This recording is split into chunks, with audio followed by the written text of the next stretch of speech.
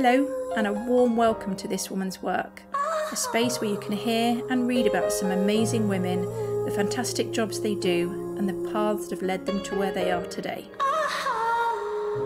I'm here today with Katy. Hi, Katy. Hi. Could you tell the lovely listener what it is you do for a living? Yes, I am a senior civil servant at the Department for Business and Trade. And my job title currently, I'm a deputy director, so the entry level into the senior civil service is deputy director, SCS1, senior civil servant 1, and I'm in a directorate called advanced manufacturing. I mean, there's a lot to unpack there, isn't there? But before I do it, because this is what I always do, we're going to go all the way back, and we have to talk about little Katy. Okay. At school and college, what were you like? What were you into? I loved school. Did you? Yeah, love it. And I remember being sat in a classroom when I was about 15, maybe 16. GCSEs were like imminent, thinking, this is the best time of my life. I'm never going to be able to not have to worry about like having a job. Like I could just luxuriating in the fact that I didn't have to go out to work. I had no responsibility. And could just sit there and learn. How geeky is that? I was academically bright. I was really good at languages and still really love languages and still I'm constantly trying to find ways to actually get back to being as fluent and good at languages as I was post A-level. Yes. But I wanted to do arty things. Oh. So I was academic, but I also really wanted to do creative things. So I ended up then going and doing a art foundation course in Epsom in Surrey. So this is after college now, yeah. So hang on, so what A-levels did you do? History, Spanish, textiles, general studies because everyone had to do it. Yeah. And then I also did an Italian GCSE additionally. So at that point I'd done French, Spanish and Italian. You can basically make Italian up off the other two. But you knew languages were a big thing for you though? Yeah, but I didn't want to do it for a degree. What I wanted to do was do a degree that I knew I was going to finish.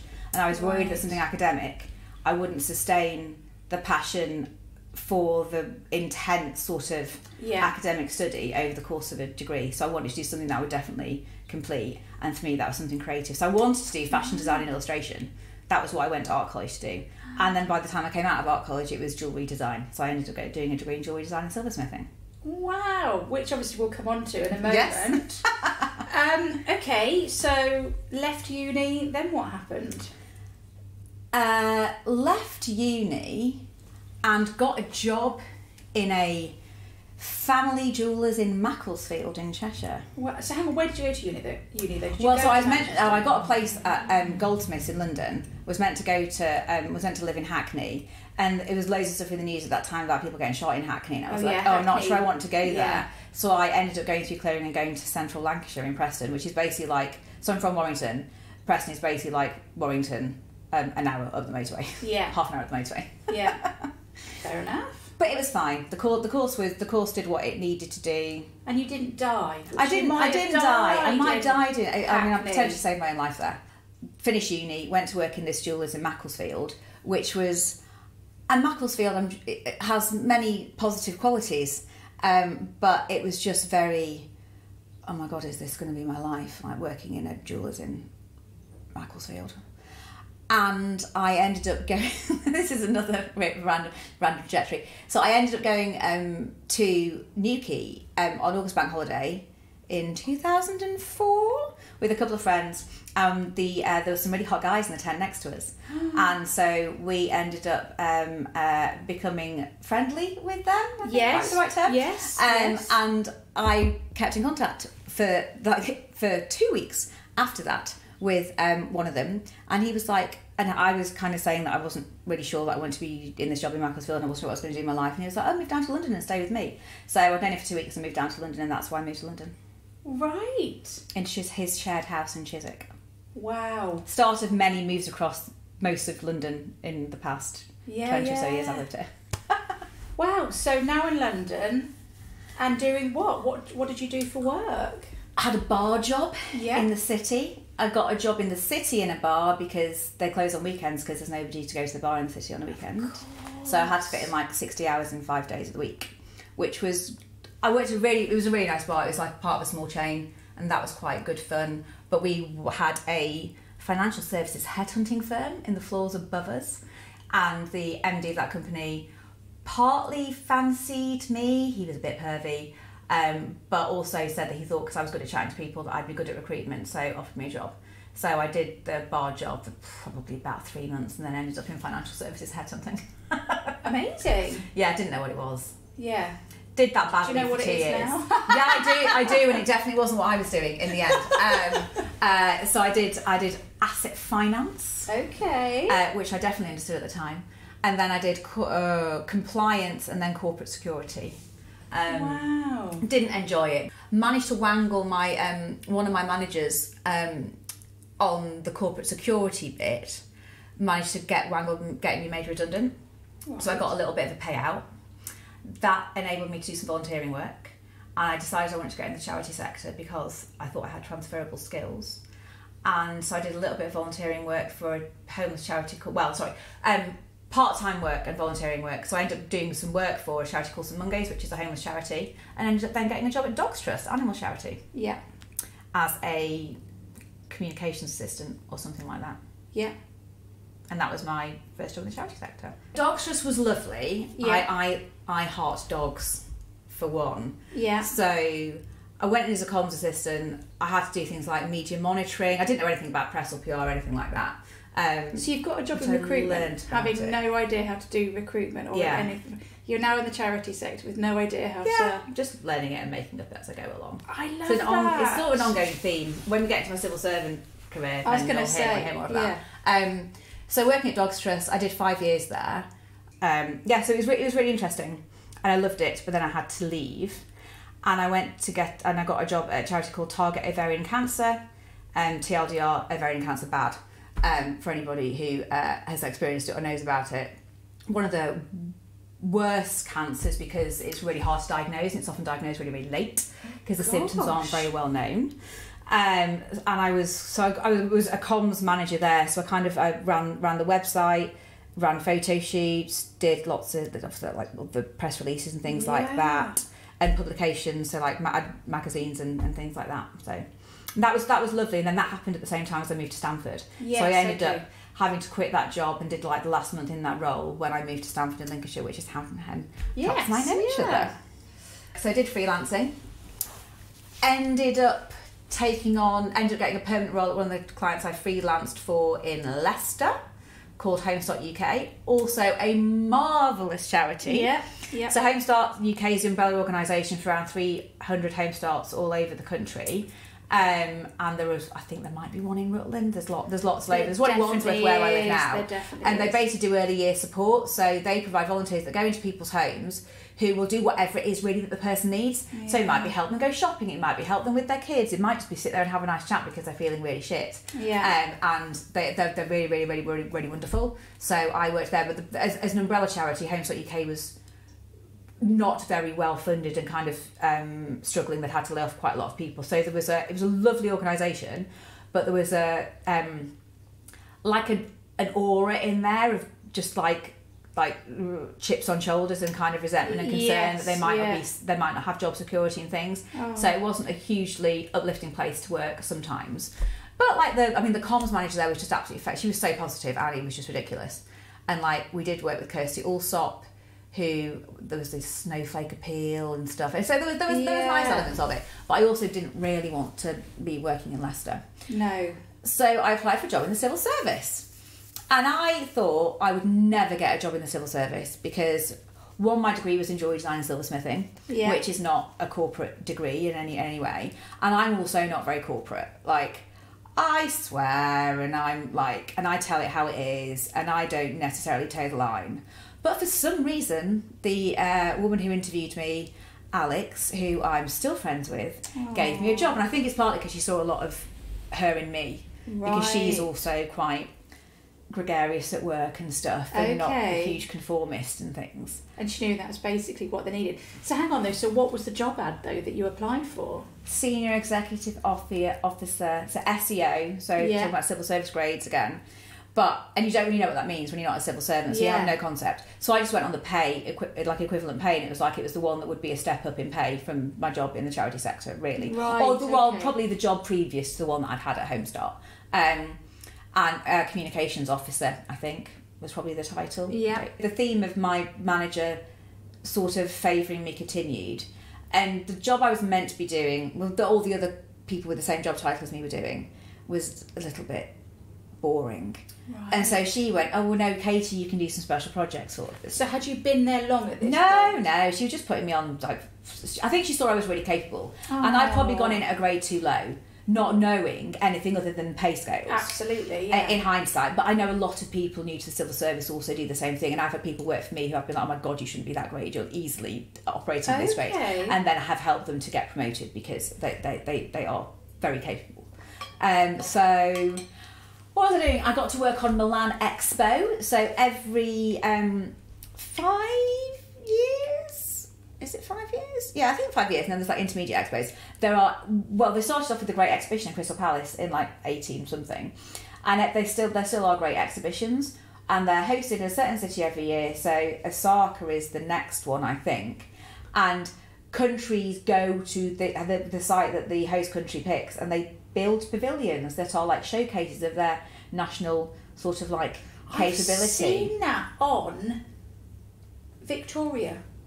The drama show that had Gemma Coleman as Victoria. Because I want to say Prince Albert. Yeah. So the original, that one. That was the original one. And he built, was it Ali Palace? Not Ali Palace. The Crystal Palace. The big, what was Crystal Palace? For the UK or version of it, didn't they? Well, it was the first one there, and it's continued ever since. Which I didn't know about, and they're not very well known. The modern expos aren't very well known in the UK. They're much better known in some other countries. But it's basically like, I described Milan Expo as I'm going to try and show you that mine's bigger than yours sort of contest. Exactly the vibe I was going to say. It's like, no, my pavilion's got more twiddly bits on it. Well, I think you find mine is the most innovative. Well, I think you find mine has more most eco-friendly. Exactly. What came after that? So I then got put on as the comms lead to help with the launch of a marketing and communications campaign. I know you won't know what Marcoms is, but let's say it properly. Marketing communications campaign called Exporting is Great. So the government has a big campaign called the Great Campaign, which they've done various evaluations over the years. It's supposedly delivered like billions of pounds in investment, ROI for whatever the government's put into it over time. But we're launching a domestic version to encourage UK businesses to export. And so there was 2 dudes from number 10 who had been parachuted into our department, Gerald and Ed, and they needed people in the department to kind of help make this happen. So we designed and built a website in 8 weeks. We put all the Marcoms together. We shot loads of adverts with famous people in different parts all over the world. It was bonkers.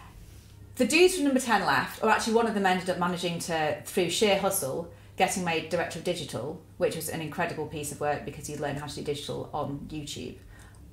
But he did put a shift in there. He wasn't slacking. Okay, fair enough. All right, he's a very nice guy. But I also was going through a interesting period in my personal life. So when we launched the campaign in November 2015, I'd broken up with my partner more or less on the day that we launched it, and then went through a whole spiral of personal stuff at the same time, and then that was still happening when I said yes to the job kind of in the following spring. Yes. And then basically it all got too much for me. Yeah. That and the personal stuff all got too much for me, and I ended up handing my notice in. So also in that period of time, because that was also 2016. So 2016 was also when the EU referendum happened. So being in the UK Trade and Investment at the same time, and in the communications team of UK Trade and Investment. So the evening of the referendum, we'd gone out for some drinks as the comms team, and we were like, oh yeah, hopefully it'll be whatever the result would be. Obviously, because I support the government of the day. And the morning though, when we woke up and learned what had happened, and then what we had to do as a result of it, to suddenly work out, when we were like, what Twitter shall we choose for the new department? I don't know, trade.gov, So really weird stuff like that, just trying to work out what we needed to do, because we hadn't created there hadn't been a department created for a while. We had no ministers, and then we had 5 ministers, and nobody knew what to do.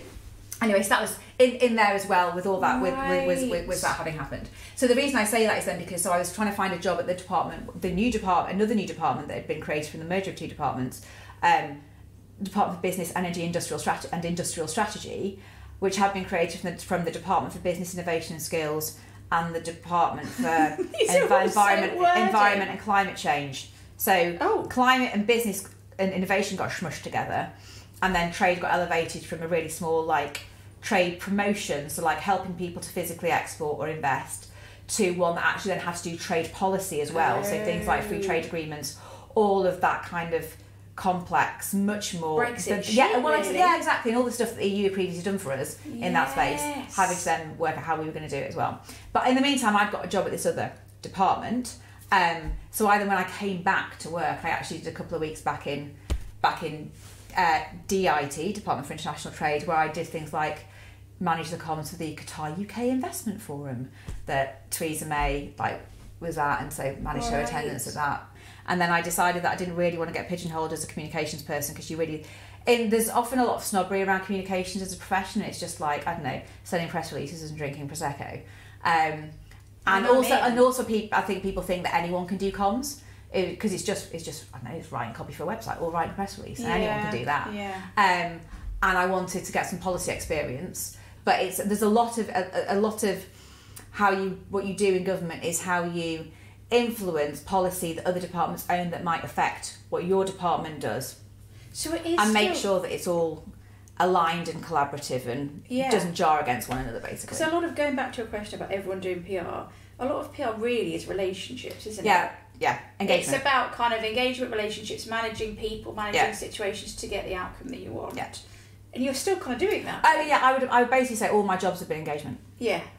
And even with other countries as well. Absolutely, 100%. So you're dealing with your equivalent policy people in other countries as well. Or doing presentations to senior people, and internally, upward managing senior people internally to kind of help make sure they've got the information that they need, or help them to make decisions. So that was really interesting, and I also ended up setting up a geospatial policy function. So geospatial data is data about the surface of the Earth, below the Earth, surface of the sea, seabed, all that kind of things. And I was policy sponsor for Ordnance Survey, so lots of maps, and land registry, which is where you get stuff from, they own the register of all the land in the UK. So when you say, what level of policy? So you're there, getting the right, talking just pure layman's terms here, it's about having the right, for want of a better phrase, the right people in a room. Obviously I know they're not in a room. Yeah. And we were still in rooms at that point. Oh, were you? Brilliant. And then obviously kind of agreeing what the right routes were, and obviously your role predominantly was to kind of document that. And so my role was to identify what strategic priorities would be for our department at that time, linked to geospatial data. There was a Cabinet Office geospatial data policy was led out of the Cabinet Office. Right. There had been a commission set up, which was a unit within the Cabinet Office, but there were lots of equities. So my department had a lot of interests and owned a lot of areas of policy that would be affected by things that the Commission kind of decided. So you were responsible for the policy? Yeah, so writing it, updating things like that. The department then led on industrial policy for sectors and I'll use this because then it'll be a theme going through kind of other bits if they don't get cut. Automotive. So if you think about the link between geospatial data and automotive as a sector, you have controlled autonomous vehicles. Yeah. So driverless cars ultimately, and another mode of transport that are using geospatial data that comes down from the satellites to navigate, and also geospatial data that's captured from Street View and things like that into a database to help them navigate the streets. Then this is a classic sort of thing that what can happen to one in the civil service is roles can appear and disappear and change really easily depending on ministerial changes, depending on kind of senior civil servant changes like permanent secretaries and things like that. And that role basically, well, the geospatial part of it basically disappeared for... What, just one day? Yeah, basically. It stopped being a thing. So you went into work one day and then like, yeah. Yeah, and so I then basically had to hustle for a new job. So I've still been paid. Right. I'm not unemployed, but I need to find a new role within the civil service and actually within that department. So I had to then... Or what? What would have happened if you hadn't found a new role? Somebody, well, you'd sit around for a bit doing nothing and then somebody would find a job for you and you might not like the job. Yeah. So. I know you have a little life in you yet. I know you have a lot of strength left. I know you have a little life in you yet. Because ultimately you are a resource. Like you're you're like a resource that needs to be used sensibly because you're being paid for. So like put you to work. So I ended up then I did some bits and bobs of stuff that were just irrelevant. I ended up getting a job, my first senior civil servant job, as Deputy Director of the automotive sector. So I was amusingly in charge of the industrial side, so the manufacture of cars and the manufacturing supply chain materials and things for automotive in the UK. So where are we in your timeline now? So is this still 20? Is this 2017? This is 2020. 2020. Okay. August 2020. Yeah. Did COVID happen in start 2021? No, 2020. So you're 2019 then, are you? Oh, no, that's right. So no, it's August 2020. And then I got involved in a lot of really exciting opportunities to secure investment into UK automotive. Okay. As a result of really having the agreement with the EU, which it wouldn't have happened if we didn't have that. Yeah. And so then I had 2 years where we there was an investment by Stellantis in the plant in Ellesmere Port, which is actually quite near where I'm from, which was the plant would have probably closed in a few years had we not have secured that, and they now manufacture electric vehicles there, which is first fully electric vehicle plant in Europe, which is really, really cool. That was me, and many other people supporting me, obviously. And then also further investment by Nissan and a company called Envision, who manufacture batteries for electric vehicles in Sunderland, and bits and bobs like that, and other investments. So that was really, really cool. Your goal was to save the sort of British and there's 169,000 people employed directly in automotive in the UK, and way more in the supply chain and in other that are reliant on money that comes from, e.g. factories being located in their region and things, and they're all really high paying jobs, and there are very few of them are in London, so lots of them are in the West Midlands, in the North West and the North East. So that was really... So the thing with the civil service is that I've always felt like, coming from the charity sector, I have done jobs that feel like I'm still helping people. Because I want... The thing with the charity... They wouldn't even know you're doing... No, but the thing with charities is that even if you have a really, really shit day, you can go home and go, I probably saved some dogs from dying today, or I probably made some women hopefully preventing them from getting cancer or whatever. Yes. Which is actually quite useful, a useful tool to make you go, yeah, it probably is on the whole. Yeah, been a bit of a shitty day, but we'll probably have one at the end of it. Yeah. And so with the civil servant, the exporting jobs at the start, and then the SME small business policy job was my dad used to own a small business, so I really have a lot of empathy with small business owners, and so that was helping them. Improving how they operate as small business owners and helping give them more opportunities to grow their businesses and things, and trying to simplify the landscape. And then with the automotive sector, I could just think about all those people with those jobs in those places, and it felt really, really, really rewarding. And we were very lucky because Johnson as Prime Minister was really passionate about net zero and the decarbonisation of road transport, including automotive, which meant that we had lots of opportunity, and were able to really do our work with the highest level of support, which was really, really positive. And then I chose to leave that job and go and work. So I'm really into sustainability and have been for a really, really long time. My mum, I use this example, and it's not a good example because there weren't bamboo toothbrushes at this time, but I can't think of a better one. But we used to go to a co-op in Greater Manchester that still exists. It's called the Unicorn in Chawton. Big up.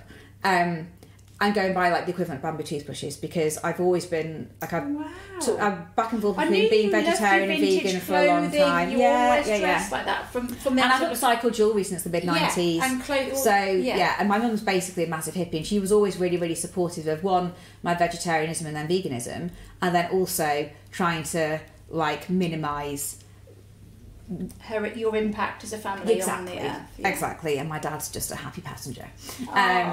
So she's always been really supportive of that, and so the EV job also, the auto job also, like I would characterise it as a job. It was basically a net zero, like a supportive role from a climate change perspective on transitioning the auto sector to non-fossil fuel like vehicles, and that was it for me.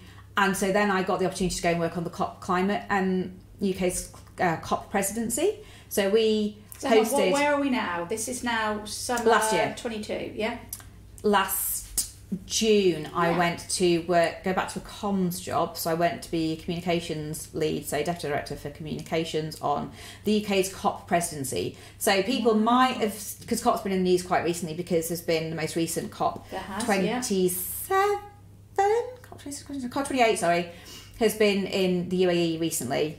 I then worked on the end of the COP26 presidency, which was the UK's, which we'd hosted the actual summit itself in Glasgow in 2021, so I wasn't around for that. But you have the presidency for a year. And that was really cool. So I did 7 months on that, and it was really a continuation of that sustainability, climate change sort of it. It's the first time I really sort of thought about curating my career and actually like trying to go in a certain direction. It's always been like opportunistic really until then, and really lucky and positive opportunistic. Like I've had some really very exciting, interesting, lucky, privileged jobs. What you described is kind of, as the saying goes, one door closing, another open, or a window open, whatever. Jump through. So I'm now. Oh, you've got me a really interesting time chops. I stopped that role in the end of September. So I've been doing when I came back to the department at the start of the year, from the COP role, I really wanted to carry on doing sustainability, climate related stuff. Yeah. But I hadn't been in a role in that specific niche for very long, and was and also in the department I was in before climate got taken out of, and net zero got taken out of the department in the what I call the machinery of government changes before, but the smushing and changing of the department. It was really hard to break into that part of the department because it's actually quite popular and in demand and things. I can imagine. Yeah. So I had struggled to do that, but I thought, what would be really interesting is doing an external secondment. Oh, okay. And my premise for this is, and the internal business case is that I think business and government can communicate better about sustainability and climate change, and about the accelerated decisions that businesses are going to need to take as the climate emergency becomes even more obvious, and as we have to, if we're going to achieve net zero by 2050, we are not taking, we've been on a very limited increasing trajectory to what we need to do until now. The decision, we're going to have to make really accelerated and much harder decisions. They're going to have much far-ranging impact. Yeah, exactly. Yeah. And I don't think we are necessarily having the right conversation though. So in some sectors we're doing really good stuff, like auto is actually quite a good example. Although that's going to become more challenging over time because all the early adopters of EVs have kind of already bought them. And there's also issues to do. It does feel like they've hit a bit of a consumer war now, where everyone that wants to do it, everyone else is still a bit. There's also still a slight cost barrier. There's still range anxiety happens. There's still a debate over how many charge points you need and where you need them and all that kind of stuff. Yeah. But I think that's basically a little hump, and that'll still carry on going because all the car companies are going in that direction. Nobody's manufacturing like new diesel cars, so there won't be an alternative apart from second-hand cars. There'll still be a second-hand car market for all of the non-EVs or non-alternative fuel vehicles. Obviously still has a sustainable. Yeah, exactly. 100%. And there's lots of stuff to do with how the sustainability of battery production needs to improve, and all to do with critical minerals and blah blah blah. But you can also read the UK's battery strategy if you'd like, which has got some of that information in it, which I also led the production of until I handed it over to earlier in the year. You can cut that bit out because it's really trashy. Yeah, so external secondment. So I really want to go into a business, and I did an online training course with Harvard Business School earlier in the year on sustainable business strategy, because the way secondments in government work is you basically have to find them yourself. There's a process. HR help you with the secondment agreements, but you have to basically just type yourself out. Pitch it back in. Yeah, exactly. So he introduced me to one of their stakeholders, who is I'm not going to name them because I'm not entirely sure whether I should do or not. A commercial bank who have got a really big sustainability team, who also do a lot of kind of social purpose stuff as well, which is interesting because it came through in the Harvard course, a lot to do with social purpose and both can work with communities as well as workforce. And I hadn't really engaged on that front as much previously, because my angle into this is much more of the environmental eco-sustainability stuff. So that tallied up actually quite nicely when this kind of company said, oh no, we also do quite a lot in that space as well. So it's taken 6 months to get that agreed, for reasons that were actually not civil service HR's fault, which for anybody who is a civil servant would be like, oh my God, it wasn't our HR's fault. No, it wasn't. But then yesterday we finally got yes, it's going to go ahead. So I'm going to start an external secondment on the 15th of January. Wow. For a year. Sort of...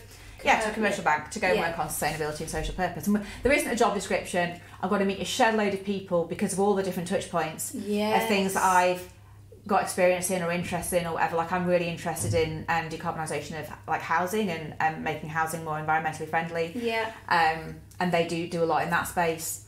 I'm also really interested in the challenge of getting SMEs to be more energy efficient and to kind of decarbonise as well, and be more sustainable, because that's a really big challenge, because SMEs have so much on their plate already. Like, that's really but we've got we used to have 500,000 SMEs in the UK, and the number might have changed since I was in that policy space. But if you could make a headway in that, it's a big chunk. It's a big chunk of the business population, and often the people that you think you get.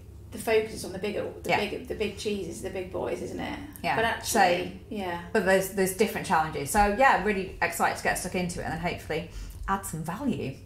So who pays your salary then in that? Do you get paid? The stakeholder will reimburse the government for my services. So you still get paid through... So I stay on payroll for the civil service because... And mainly for pension continuity, if nothing else. Well, that's but I don't want to leave the civil service employment, really, because at the end of it, the intention is at the moment that I would come back to the civil service and then embed all the knowledge that I've learned. So how long were you seconded for? Until the end of next year.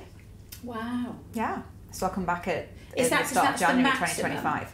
No, so secondments, I mean, hypothetically, 9 to 12 months is really the minimum in order to kind of do anything more strategic. Yeah. You could have secondments for anything from a month to 3 if it was for a specific project, but there's quite a lot of hurdles to go over, especially inward into government, and probably into any kind of large organisation, like security clearances, IT, all that kind of stuff. Yeah. Actually, it's quite a lot of faff for less time. Yeah. But also there's longer ones. Like, we've got people on to comment into our department that have been into our department for 2 years and outward. I know somebody that recently returned after about 2.5 years as well.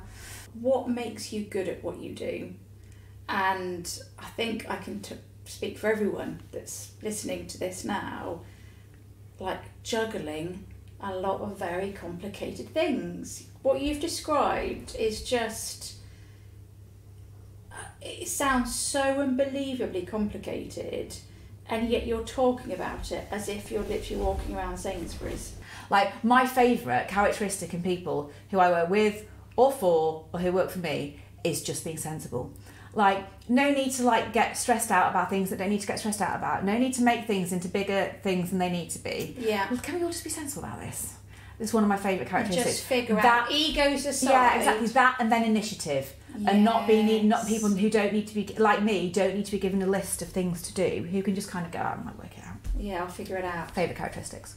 There is a lot of juggling. The auto job was so intense.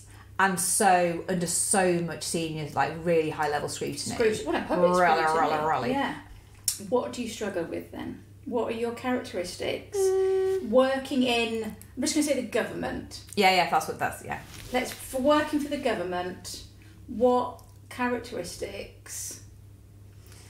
Well, I mean, for a lot of people, you do have to really be able to put your personal, and this is what any professional civil servant will say, to put your personal beliefs and politics to one side, and you have to be very willing to, I mean, our job as civil servants is to support ministers to try and make the best decisions they can based on evidence. Yeah.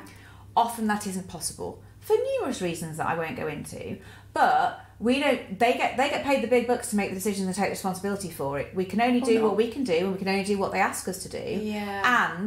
And then we have to go and deliver it. And sometimes you might not agree with it, and that's it. And you have to be really okay with that. Although you are someone with very strong morals. So I'm a very good example of somebody who absolutely has strong views, but then can go into the office, and also then be willing to, certainly as a senior civil servant, to then also be a voice for that, and somebody who can put things, help teams as well when you've got more junior people who might struggle with that more, to put that into context and to actually help them to understand that as well, and see the benefits of what we're doing and to be fair, I've been lucky in most of the policy areas I've worked. I've not worked in hugely controversial things. And I don't think you'd have put yourselves in those, would you? No, I wouldn't have chosen the more controversial areas that I might have had potentially more challenges with. I feel so privileged to like have a little bit of insight into some of what goes on. Like when stuff's on the news, I like get it more than a lot of people. And I'm also fascinated and I'm really curious about it. I know what it looks like behind the door of number 10, and that you go up to the left and there's a like a disabled toilet on the ground floor, and then you go up some stairs and there's like rooms with rubbish carpet tiles and stuff that you wouldn't like in the old servants' quarters and things. That it's really embarrassing to have meetings in and stuff. But then I've also been in all the big staterooms and things. Like that's bonkers. I held a reception for Theresa May in the Rose Garden of number 10 in 2019, and we had drones like flanking her. It was like weird stuff like that. Bonkers things like that. Okay, then the final one is life advice to throw out there for everybody. God, I don't really think I'm qualified to give life advice to people. I mean, I do, like, I think you can make... My experience has been, even in somewhere which I think probably seems like it's quite rigid, like the civil service, that you can just make stuff happen. Like, you can make jobs out of nowhere and just go and, like, tout yourself out and somebody will, like... And to just, like, probably don't wait for things to happen, really, I guess, is actually, like, go out and try and just talk to people. Engagement. Like, I try and say, like, people that work for me, one of the skills I think people really lack is the ability to engage and communicate well. Yeah. And this isn't an age or a grade thing particularly, but you find a lot of, in the civil service as an example, people, when they're writing a submission to ministers, so when you are writing information for a decision to ministers, they just like vomit their brains onto a page and don't think about what do I want this person to do now? What information do I need to give them, and how am I going to get them to do that in the slickest way? That's communication skill. That's good writing. That's writing press release. That's like, you know, like it's pitching stuff, right? Yeah. And engagement as well. Like, everything is engagement. To your point earlier, I call it professional flirting. Or like professional manipulation. Yeah, but like, you know, when you go on a date and you flirt, you're like, there's like a little back and forth, and you find a level and all that stuff. Some people aren't. It's the same applied in the work environment, just without the sexy bit. So basically, engage, network. Yeah, ask put yourself questions. About a bit. Yeah, basically, yeah. Put yourself about a bit. Go and flirt with people. And on that note, I'll say thank you very much, Katy.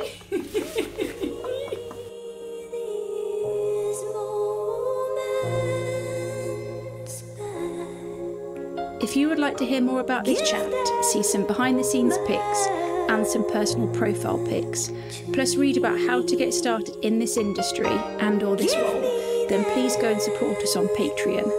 The link is on this podcast page and across all of our socials. Sincere thanks in advance.